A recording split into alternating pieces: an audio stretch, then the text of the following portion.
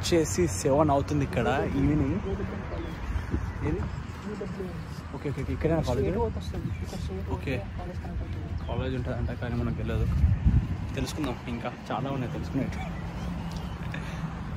Crazy ఉంది bro views. Okay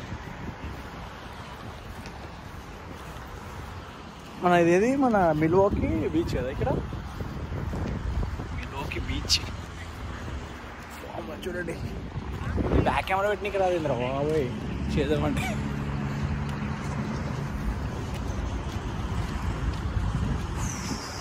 మ్యూజియంకి వచ్చేసాం guys, మన మిల్వాకీ మ్యూజియం ఇక్కడ చూపిస్తే అందరు చూడండి.